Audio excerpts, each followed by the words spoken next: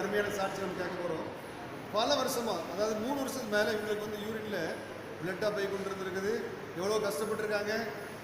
Meenakshi mission ஆஸ்பத்திரியில் treatment எடுத்துருக்குறாங்க. அதே மாதிரி ஒரு 3 வருஷமாக ஒரு குறிப்பிட்ட கோயிலுக்கு நேர்ச்சி பண்ணி குழுவை மேசெல்லாம் போட்டு எவ்வளோ பண்ணியிருக்காங்க. ஆனாலும் சோகமாகலை. கடந்த முறை நான் வரும்போது ஜோமனா ஆண்டவர் பரிபூர்ண சுகத்தை கொடுத்துருக்கிறார்.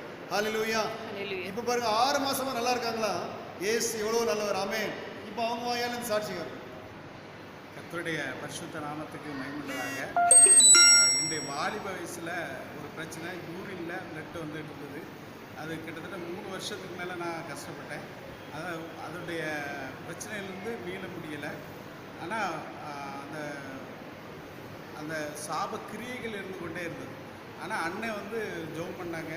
ஒரு 4-5 மாதத்துக்கு முன்பு வந்து ஜெபம் பண்ணும்போது அதே மாதிரி அந்த யூரினில் ஒரு முறை பிளட் போச்சுது. அதுக்கப்புறம் ஒரு பெரிய விடுதலையை காண முடிஞ்சது. இந்த விடுதலையை தந்த இயேசுவுக்கு கோடானு கோடி சோஸ்திரங்களை நன்றியை தெரிவித்துக் கொள்கிறேன். அண்ணன் அவர்களுக்காகவும் அவர்கள் செய்கிற ஊழியத்துக்காகவும் நன்றி செலுத்துகிறேன். ஹல்லேலூயா. Hallelujah. ஹல்லேலூயா. அல்லேலூயா.